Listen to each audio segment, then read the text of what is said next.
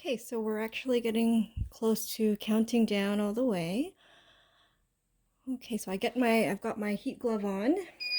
Okay, make sure that you have a heat glove, oven mitt, whatever you're going to use, because you can't handle these coming out of a heat press after they've been kind of baking for the last 12 minutes. Okay, so I don't know if you can see that, but you can see the ornaments. There's your butcher paper. Get that out of the way. Okay, so I'm going to pick up my ornament. I have one glove, one hand glove, the other one not. So that's what they look like. Now you can see definitely that in terms of lining things up, I have that offset. So what we're going to do is check them all quickly. So I'm just going to check them all quickly for any air bubbles. Okay, so here are all four of them, and as you can see, they look pretty good. There was a little bit of dirt on some of them.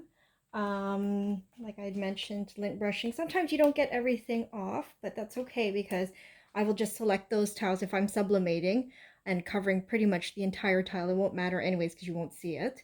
Now what's important is to actually grab your Cricut, your scraper. I use the small one. I have the big one, but the small one is great because these are obviously small. And I just kind of go over very quickly and make sure that we get as much adhesion as possible because the tile is still hot. So if there's any surfaces that kind of didn't get the lamination on them, then I actually will just kind of push it down and it'll stay, or I'll pop it back in. If I've missed anything, I'll pop it back in my heat press for another maybe minute or so. But no, these actually look really good. So there you go. And then now what do we do? There's a little air bubble there, so I'd probably try popping that back in. So like you can notice now that there's a little bit of an edge on that. So what I do is wait for them to cool. It usually takes about 15 minutes for them to cool completely so you can handle them. That's okay if it cools down. You need it to before you actually take off any of the excess because you don't want to burn yourself because that requires actually a lot more precision. So this is one of my cooled tiles.